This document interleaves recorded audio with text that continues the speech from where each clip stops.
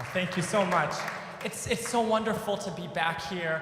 After I looked it up because I knew it was a long time, and I thought, oh, maybe it's maybe 3-4 years ago or so. 10 years ago.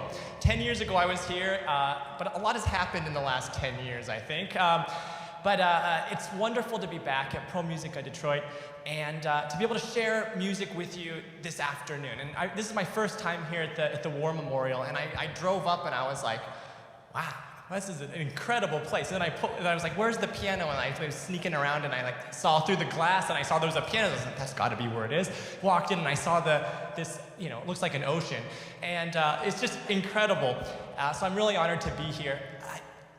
This afternoon, I want to have an afternoon of sharing music. A lot of times I feel from my experience playing the piano that classical music in particular, has a reputation of being very hoity-toity.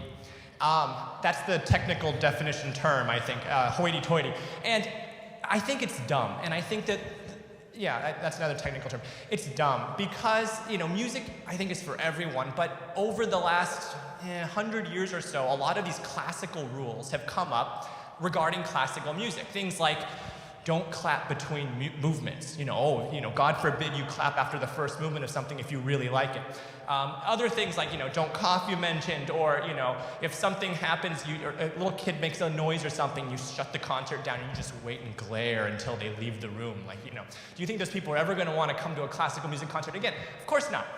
So I always like kind of making it an evening, typically, or an afternoon of just having kind of fun. So I would like that tonight. So if you like how I'm playing, even in the middle of the piece, feel free to applaud. I might play faster.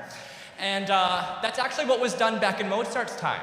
Mozart would be playing something, and then people would literally clap in the middle of his piece, and he might play that section again. He'll just loop around and play it again, because he liked it, like a jazz concert. Classical music doesn't have that. So if you want to clap in the middle of a piece, great. If you need to excuse yourself, that's fine. I just want it to be an afternoon of having some fun. And I'd like to start actually with a piece that's not on the program. And I have been doing this at a few concerts lately, and it's a lot of fun because I used to play it as an encore years ago in past concert seasons.